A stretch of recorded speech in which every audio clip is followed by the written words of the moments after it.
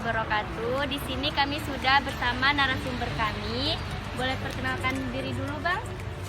Baik, perkenalkan nama Abang Aditya Putra Caniago. Abang berasal dari jurusan Ilmu Komputer angkatan 2020.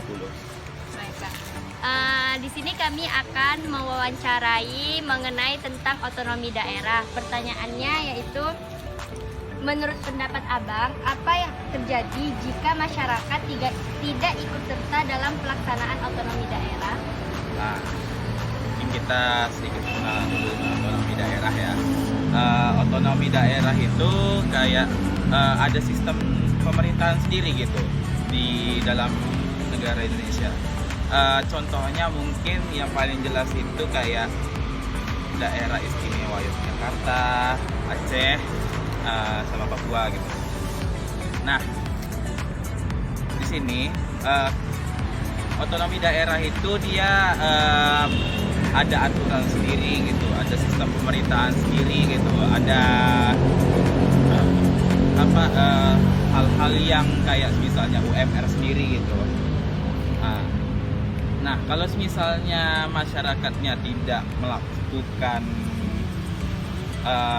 otonomi daerah itu gitu, bakalan sulit juga gitu bagi daerahnya tersebut gitu, karena kan sistemnya sudah berbeda gitu. Kayak Yogyakarta yang sejatinya itu kerajaan gitu dalam kepresidenan Indonesia gitu kan. Nah, jadi masyarakat itu pasti harus ikut lah gitu, harus ikut bersama-sama gitu kan, seperti membayar pajak, ikut bersama-sama kayak mensukseskan dan gimana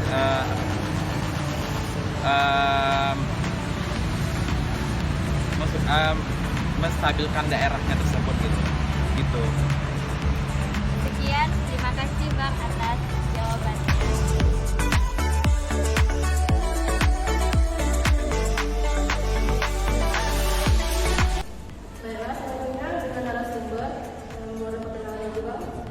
Nama saya Arif Dharma Saputra Pradana Hidupwana. Saya mahasiswa Fisika angkatan 2019. Baiklah, lanjut dengan pertanyaannya. Bagaimana menurut Abang tentang berapa pejabat yang menyalahgunakan pelaksanaan otonomi daerah seperti contohnya korupsi? Oke, jadi kita membahas tentang otonomi daerah. Jadi ini power yang diberikan oleh pemerintahan pusat kepada suatu pemerintahan regional yang sifatnya kedaerahan. Nah, tentunya ada berbagai macam konsekuensi yang kita dapati. Yakni salah satu tadi adalah penegakan KKN, korupsi, kolusi, dan nepotisme. Karena untuk menegakkan sebuah otonomi daerah harus memiliki motivasi yang besar dari daerah itu sendiri.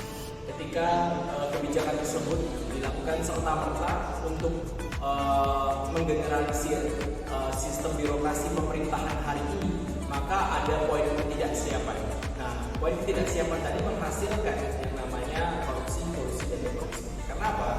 Karena tentunya ketika sebuah daerah atau pemimpin dari sebuah daerah itu sendiri memiliki kekuasaan yang kuat dan dia memiliki kebijaksanaan untuk membuat sebuah keputusan-keputusan yang mengatur bagaimana berjalan di suatu daerah, maka tentang pengawasan bagaimana korupsi dan kolusi ini bakal menurun. Contohnya seperti daerah istimewa Yogyakarta gitu kan. Jadi hari ini bentuk pengawasan daerah khusus terhadap daerah istimewa Yogyakarta tidak bisa digeneralisir dengan peraturan-peraturan lainnya karena mereka bersifat otonom gitu.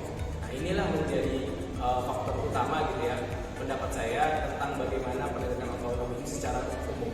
Tetapi secara khusus tentang bagaimana pendapat saya tentang korupsi atau oknum-oknum yang ada di pejabat-pejabat itu sendiri yang melakukan korupsi, maka ini menjadi sebuah langkah dasar kita untuk memberikan pencerdasan kepada calon-calon pemimpin bangsa hari ini.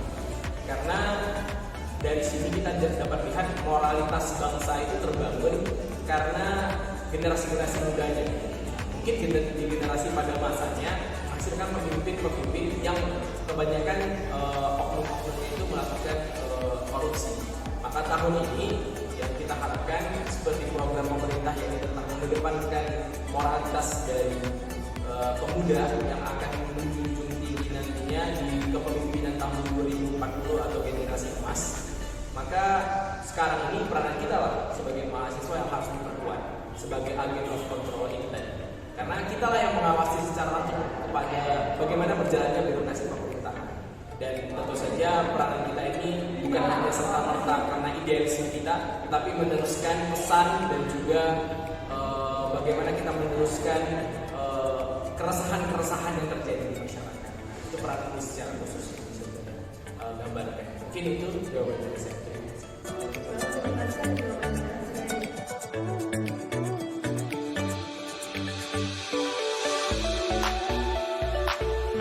Assalamualaikum warahmatullahi wabarakatuh. Waalaikumsalam warahmatullahi wabarakatuh. Di sini kami sudah bersama narasumber. Sebelumnya boleh perkenalkan diri terlebih dahulu, Bang? Boleh didahului. Assalamualaikum warahmatullahi wabarakatuh. Perkenalkan, nama saya Muhammad Rafi dari jurusan Kimia angkatan 2019. Kami akan mewawancarai tentang otonomi daerah. Langsung saja masuk ke pertanyaannya ya, Bang. Menurut pendapat Abang, tujuan dari adanya otonomi daerah itu apa sih? Baik, terkait tujuan otonomi daerah di daerah, kita tahu bahwasanya otonomi daerah itu adalah bagaimana pemerintah daerah itu diberikan kekuasaan untuk menyelenggarakan pemerintahannya sendiri. Jadi tidak ada campur tangan pusat. Yang campur tangan pusat adalah beberapa hal-hal vital saja, seperti misalnya bahasa dan lain sebagainya. Nah, yang diatur dalam pemerintah daerah itu supaya otonomi daerah itu adalah tujuannya untuk membangkitkan kembali pariwisata ataupun potensi-potensi daerah yang tidak terangkat gitu di pemerintah pusat gitu. Dan juga bagaimana adanya pemerintahan yang partisipatif dari setiap daerah gitu. Contohnya saja di Riau, ini ada beberapa makanan daerah khas daerah Riau. Nah, itulah yang diangkat oleh daerah Riau itu sendiri ataupun daerah-daerah lainnya yang mempunyai khas tersendiri.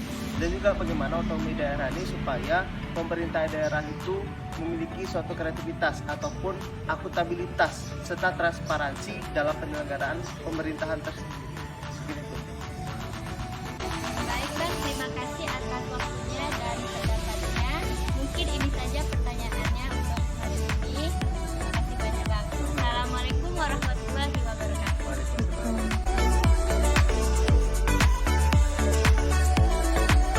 Narasumber selanjutnya.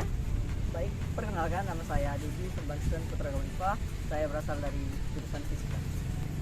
Baik, lanjut aja dengan pertanyaannya, Bang. Gimana menurut Abang sih otonomi daerah ini? Oke, otonomi daerah. Berbicara tentang otonomi daerah. Otonomi daerah itu sendiri adalah sebuah sistem pemerintahan yang ada di Indonesia.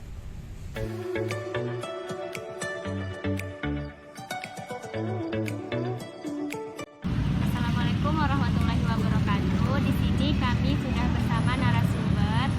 Sebelumnya boleh perkenalkan diri terlebih dahulu, Bang. Oke, perkenalkan, nama saya Arsyal Sudarma dari jurusan Kimia angkatan 2018 ya, IPA Universitas Riau. Kami akan mewawancarai materi tentang otonomi daerah. Langsung saja masuk ke pertanyaannya ya, Bang. Oke, siap. Bagaimana pendapat Abang agar pelaksanaan otonomi daerah dapat berjalan dengan baik? Oke, terkait otonomi daerah ya, yang sama-sama kita ketahui ya, otonomi daerah ini kan berhubungan dengan sistematis pengolahan suatu daerah, ya kan, agar berjalan dengan lancar. Nah, jadi yang perlu kita ketahui bahwa setiap daerah itu mempunyai peraturannya masing-masing gitu dalam mengelola pemerintahannya. Nah, di Riau sendiri pun ada juga gitu sistemnya tersendiri dalam masalah otonomi daerah. Nah, tapi ya mungkin sekarang ini masih ada gitu kita pemerintah daerah tuh masih ada ketergantungan dengan pemerintah pusat. Nah, jadi mungkin permasalahannya itu ya kalau menurut Abang sendiri. Jadi masih ada rasa ketergantungan, belum bisa mandiri, dan juga masih ada tidak bisa memaksimalkan sumber daya yang digunakan oleh pemerintah daerah gitu di daerahnya sendiri. Ya. Ya. Baik, terima kasih atas pendapat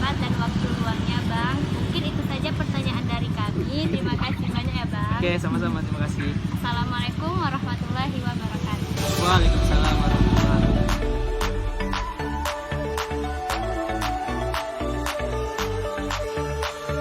Baik, narasumber selanjutnya. Assalamualaikum warahmatullahi wabarakatuh. Perkenalkan, nama saya Farah Zaki dari jurusan Ilmu Komputer Angkatan 2020. Kita mulai aja dengan pertanyaannya, Bang. Bagaimana menurut Abang pelaksanaan otonomi daerah di Indonesia? Apakah sudah berjalan dengan baik atau belum? Kalau dari sekarang mungkin otonomi daerah ini udah berjalan dengan baik ya, tetapi pelaksanaannya aja yang masih kurang gitu kan. Sedangkan dari peraturan yang ada itu udah berjalan sebaik mungkin dan juga banyak revisi peraturan yang sudah dibuat oleh pemerintah, sehingga apa? Mungkin karena kebanyakan dari revisi pemerintah yang buat peraturan, kita dari masyarakat sendiri merasa bingung gitu kan, akibat terlalu banyak peraturan-peraturan yang mungkin kayak kita anggap aneh gitu, yang bahasanya kayak bahasa itu kemarin ada kayak beberapa kasus gitu, sehingga terjadilah sebuah konflik di antara masyarakat dan pemerintah. Mungkin untuk sekarang dari masalah dari apa itu dari peraturan itu sendiri sih masalahnya.